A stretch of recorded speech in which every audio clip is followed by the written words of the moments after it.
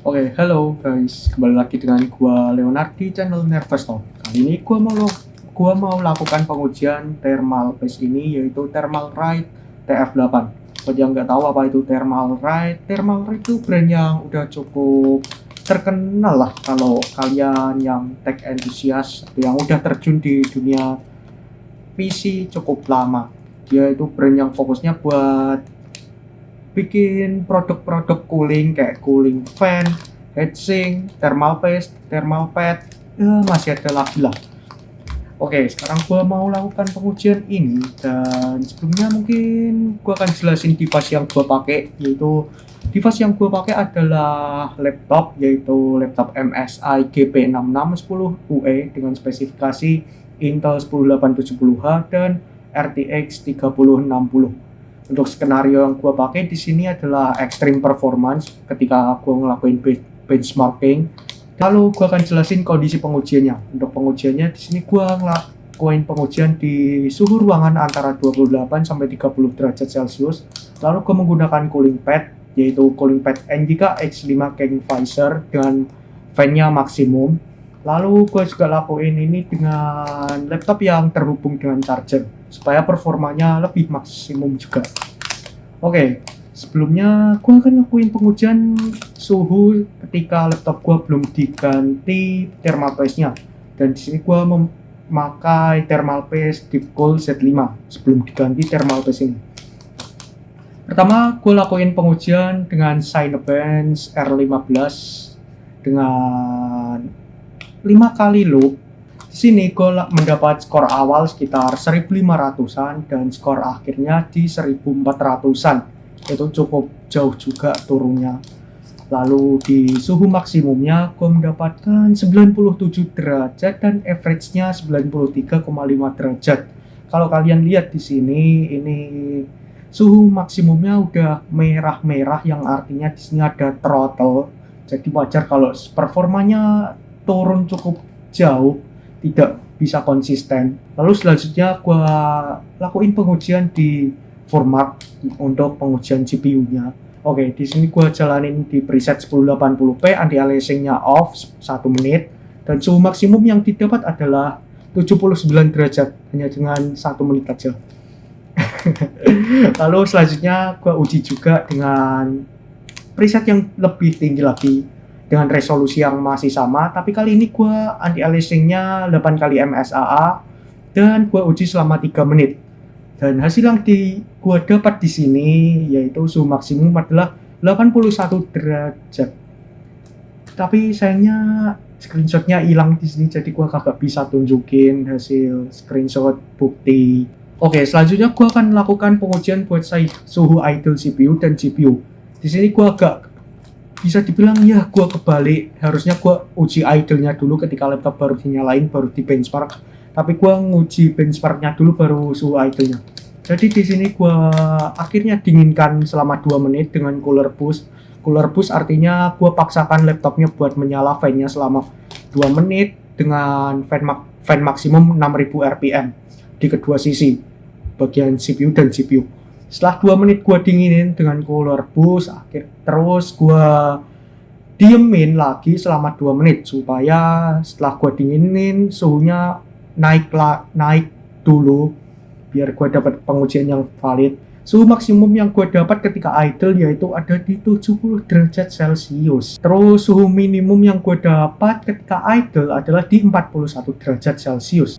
Oke, terusnya gue uji juga suhu idle GPU-nya. Oke, suhu maksimum yang gue dapat yaitu ada di 40 derajat dan minimumnya juga di 40 derajat. Oke, gue udah selesai pengujian buat sebelum thermal paste-nya diganti. Oke, selanjutnya gue melakukan pengujian thermal paste dengan Thermal Right TF8 ini. Gue aplikasikan seperti ini thermal paste-nya. Lalu setelah gue ganti langsung aja gue uji Cinebench R15. Suhu yang gue dapat ketika gue loop sebanyak 5 kali itu dapat adalah konsisten di 1600-an dengan maksimum 1680-an. Lalu suhu maksimum yang gue dapat di sini adalah 91 derajat dengan suhu average 87,8 derajat. Kalau kalian lihat di sini, suhu maksimumnya kagak ada yang merah sama sekali dan yang tembus ke 90 derajat itu cuma beberapa doang. Jadi wajar kalau average-nya cuma 87,8, sisanya masih di bawah 90 semua. 85, 86 itu ya sangat mengejutkan sekali ternyata perbedaannya sejauh ini. Yang artinya karena kagak ada yang merah di sini, kagak ada yang throttle. Jadi wajar kalau CPU-nya bisa setinggi ini dan konsisten ini, kagak ada drop.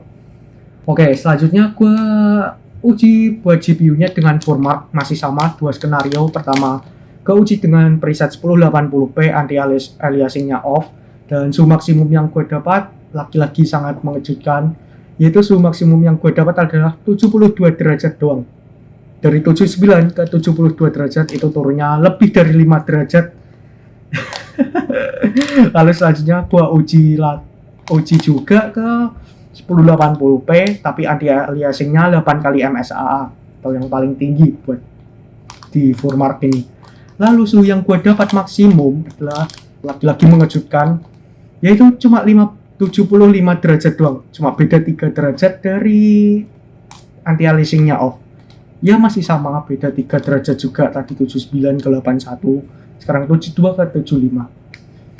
Tapi yang paling mengejutkan ya perbedaannya bisa sejauh itu, dari 79 ke 75, 81 ke 75, itu bedanya lebih dari 5 derajat. Selanjutnya gua uji suhu idle CPU, gua masih sama. Setelah gua benchmark, gua dinginin dengan cooler boost 2 menit. Setelah didinginin dengan cooler boost 2 menit, gua diamin lagi selama 2 menit.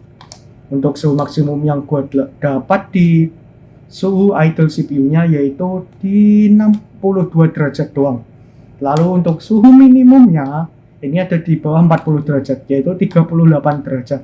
Yang kalau average-nya secara real time sebenarnya 42 derajat ketika idle. Selanjutnya gue cek suhu idle juga buat GPU-nya, yaitu di suhu maksimum ada di 38 derajat dan suhu minimum di 37 derajat. Udah di bawah 40, ini udah adem banget, bahkan fan-nya udah mati. Selanjutnya gue akan jelasin gimana cara cek ke Orion buat thermal paste ini. Karena di Tokopedia seperti yang gue bilang kagak ada official store-nya, jadi kalau kalian ragu atau takut buat beli nanti dapatnya palsu atau gimana. Nah, pertama kalian bisa ke websitenya langsung Thermalright, lalu kalian ke bagian supportnya.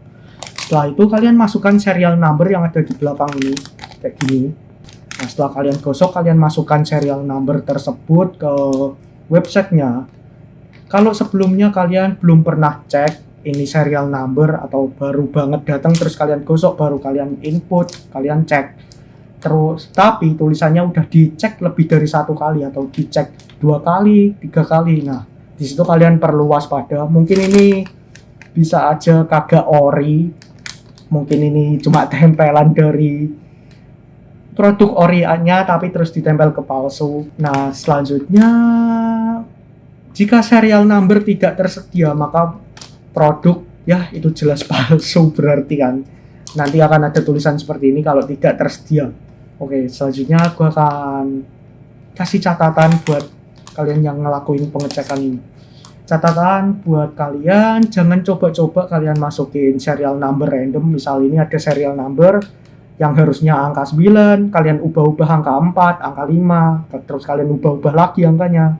Kalian jangan lakukan itu karena ada kemungkinan kalian menemukan serial number yang ternyata valid. Dan ternyata itu adalah serial number dari produk yang belum dibeli yang belum dibeli oleh siapapun. Dan itu akan menyebabkan kerugian bagi calon customer yang akan membeli produk dengan serial number tersebut. Coba bayangin kalau kalian beli ini terus kalian cek serial number udah dicek 2 kali. Apa yang kalian pikirkan pertama? Produknya palsu kan? Padahal itu cuma ada orang iseng yang masukin serial number ngawur, ternyata dapatnya serial number kalian. Selanjutnya hal positif apa yang ada di thermal paste ini? Yaitu pertama harganya cukup terjangkau, lalu thermal conductivity-nya yang lebih tinggi daripada brand kompetitor dengan harga yang sama. Lalu bentuk suntikannya juga udah dirancang sedemikian rupa supaya tidak ada thermal paste yang tersisa di bagian suntikannya ini. Sekian review dari gua tentang thermal paste ini. Jika kalian suka silahkan subscribe. Terima kasih. Bye.